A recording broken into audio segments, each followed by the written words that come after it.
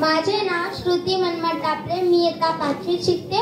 मी आज तुम्हाला भाग 1 पुस्तक या पुस्तकातील द गोल्डन फिदर इंग्लिश त्याचा मराठीतून अर्थ सांगणार आहे।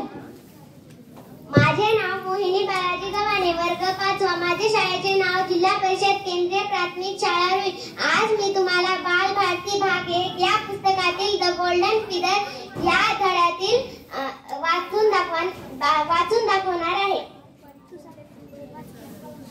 One day the queen was taking a walk in her garden when she found a big beautiful golden feather.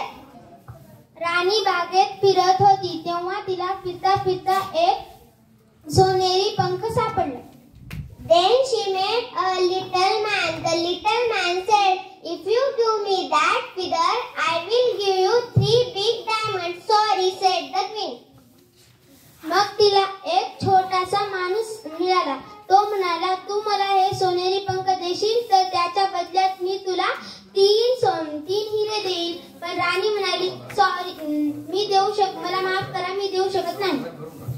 Then she met a old woman. The old woman said, "If you give me that feather, I will give you a necklace of 21 pearls." मग तिला एक म्हातारी सापडते। ती म्हणते, तू जर मला हे देशील त्याच्या बदल्यात मी तुला 21 मोत्यांचा हार देईल। पण राणी म्हणते, मला माफ करा, मी देऊ शकत नाही।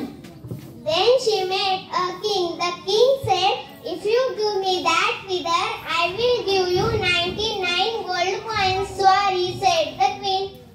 मग तिला राजा सापडतो। राजा म्हणतो, तू जर मला हे देशील त्याच्या बदल्यात मी तुला 99 सोन्याचे बंदे देईल। पण राणी म्हणते, मला माफ करा, मी देऊ शकत नाही।